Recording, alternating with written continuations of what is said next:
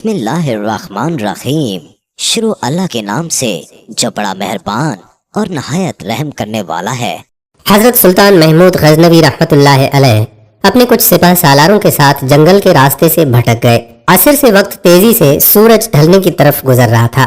سلطان جنگل میں راستہ تلاش کرنے میں سرگرداں تھے کہ ایک ہندو دھرم کی شہزادی پر نگاہ پڑی جو اپنی کنیز کے ساتھ شاید شکار پر نکل آئی تھی۔ اکیلی شہزادی اور اس کی کنیز اس چیز سے بے خبر دریا کے کنارے پاؤں ڈبوئے بیٹھی تھی کہ ان کے پیچھے ایک جنگلی ریچھ پہنچ چکا ہے۔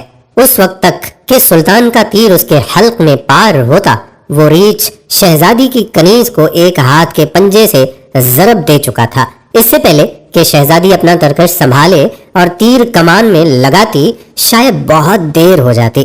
سلطان محمود غزنوی رحمۃ اللہ علیہ نے پے در پے 3 تیر اس جنگلی درندے پر دے مارے، جس سے وہ ڈھیر ہو گیا۔ شہزادی کو یہ جاننے میں مشکل نہ ہوئی کہ اس مہارت اور بہادری کا مظاہرہ کوئی جنگجو سپہ سالار ہی کر سکتا ہے۔ شہزادی سلطان کی طرف متوجہ ہوئی، اظہار تشکر کے لیے اپنا تعارف کراتے ہوئے بولی، میرا نام سمرتی ہے، میں جے پور ریاست کے راجا کی اکلوتی بیٹی ہوں۔ میری جان بچانے کا شکریہ، میں تمہیں اپنے پتہ سے کہہ کر فوج میں کوئی اعلیٰ عہدہ دلا دوں گی۔ ویسے تم ہماری فوج کے سپاہی لگتے نہیں ہو، بتاؤ کہاں سے تعلق ہے تمہارا؟ سمرتی شاید یہ نہیں جانتی تھی کہ اس کے سامنے کوئی معمولی سپاہی نہیں بلکہ اس وقت کی سب سے طاقتور اسلامی لشکر کے سربراہ اعلیٰ سلطان محمود غزنوی رحمۃ اللہ علیہ ہیں، جن کے نام سے ہی ہندو راجاؤں کے حلق خشک ہو جاتے ہیں۔ سلطان نے مختصراً اپنی شناخت ظاہر نہ کرتے ہوئے کہا،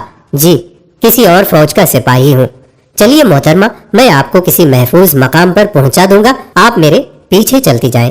اندھیرا بڑھتا جا رہا ہے، راستہ نہ ملا تو شاید اسی جنگل میں رات بسر کرنی پڑے گی۔ شہزادی سمرتی جان چکی تھی کہ یہ شخص لالچ اور خوف سے پاک ہے۔ وہ سلطان کی نظروں میں حیا دیکھ کر خود کو محفوظ محسوس کر رہی تھی۔ جنگل کی خاردار جھاڑیوں کی وجہ سے شہزادی کا پیراہن مختلف جگہوں سے چھلنی ہو چکا تھا۔ شہزادی تھکاوٹ سے چور چور ہو چکی تھی۔ سلطان نے شہزادی کو ایک سخت پتھروں اور درختوں کی اوٹ کی طرف اشارہ کرتے ہوئے کہا، شہزادی آپ ادھر آرام کر لیں، رات کی تاریکی بڑھ رہی ہے اور موسم میں بھی تغیر کے آثار ہیں۔ اندھیرے میں مزید سفر گھنے جنگل میں کرنا دشوار ہے، علل صبح نکلے تو شاید میں آپ کو کسی محفوظ مقام پر پہنچا سکوں۔ سمرتی کے پاس سلطان پر اعتماد کرنے کے علاوہ کوئی دوسرا راستہ ہی نہ تھا۔ سلطان نے محسوس کیا کہ شہزادی اپنے بیش قیمت مگر قدرے باریک لباس میں جنگل کی ٹھنڈی رات شاید نہ گزار سکے۔ سلطان نے اپنی موٹی چادر شہزادی کی طرف اچھال دی اور معنی خیز نظروں سے شہزادی کو دیکھا، جیسے کہہ رہے ہو یہ اوڑھ لیں۔ شہزادی نے بلا جھجھک چادر اوڑھی اور ٹیک لگا کر درختوں کی اوٹ میں پاؤں پسار لیے۔ اس کی نظریں سلطان کے چہرے کی طرف جمی ہوئی تھیں، جو نظریں جھکائے ایک قریب پڑے بڑے پتھر پر بیٹھ کر آگ جلانے کی کوشش کر رہے تھے۔ بالآخر آگ جل گئی۔ اس کی روشنی میں سلطان کا نورانی اور بھرا ہوا وجاہت والا چہرہ چمک رہا تھا۔ سلطان نے شہزادی سے قطع نظر مٹی سے تیمم کیا اور نماز پڑھنے لگے۔ شہزادی کو جھٹکا لگا، اوہ یہ تو مسلمان لگتے ہیں۔ ایک دفعہ شہزادی کانپ گئی، کہیں غزنی کے لشکر سے تو نہیں؟ یہ تو لٹیرے ہیں، گائے بھینس بکری سب کا ماंس کھاتے ہیں، یہ مجھے زندہ نہیں چھوڑیں گے۔ لیکن اگلے ہی لمحے شہزادی اب تک اس کے ساتھ گزرے وقت کو یاد کرنے لگی، اگر یہ اتنا ہی شفاق اور ظالم ہوتا تو مجھے ریچھ سے نہ بچاتا۔ نہ چاہتے ہوئے بھی شہزادی کا دل پھر سے اطمینان و یقین سے بھر گیا۔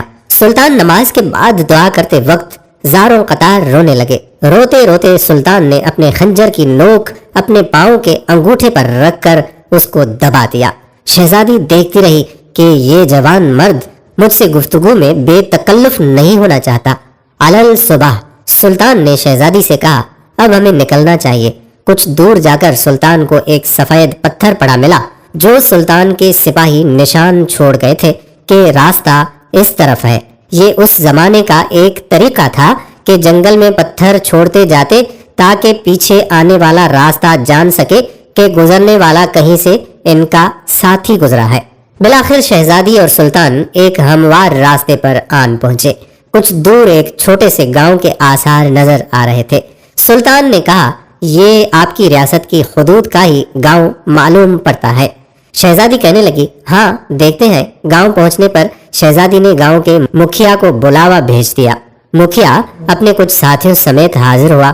شہزادی نے کہا ہمیں 2 برق رفتار گھوڑے دے دیے جائے اور کچھ خشک اناج اس سپاہی کو دیا جائے۔ شہزادی نے سلطان سے کہا اجنبی ہمیں بہت حیرت ہوئی ہے تم پر، آخر تم کس مٹی کے بنے ہوئے ہو؟ ساری رات تم اپنے خنجر سے زخم کریدتے رہے اور میری طرف کوئی توجہ نہ دی۔ تم چاہو تو ہمارے ساتھ محل چلو، ہم تمہیں انعام و اکرام سے بھر دیں گے اپنی جان بچانے کے بدلے میں۔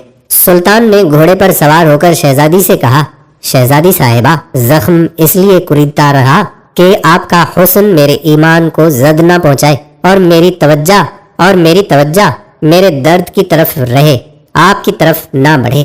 شہزادی کہنے لگی کیا تمہیں یہ موقع گنوانا چاہیے تھا؟ ہم سے خلوت میں ملاقات کے لیے لوگ اپنی ریاستیں دستبردار کرنے کو تیار ہیں۔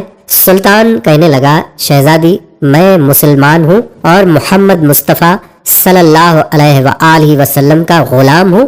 میری نظر آپ کے جسم پر نہیں بلکہ خود میری اپنی روح پر تھی۔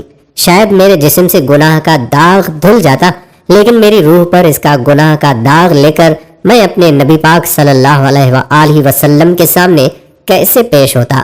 مجھے یہ گوارا نہیں تھا کیونکہ الحمدللہ میں ایک سچا مسلمان ہوں۔ شہزادی یہ جواب سن کر اس سپاہی کی اپنے سچے مذہب اسلام کے ساتھ لگاؤ، محبت اور وفاداری دیکھ کر ان کے کردار سے متاثر ہوئے بنا نہ رہ سکی، جیسے اس کا دل اسی اجنبی کے مذہب اور زندگی میں شامل ہونے کو بے قرار ہو۔ یہ کہہ کر سلطان نے اجازت چاہی۔ شہزادی کہنے لگی کہ اپنا اور اپنی فوج کا نام تو بتاتے جاؤ، ہم یاد رکھیں گے۔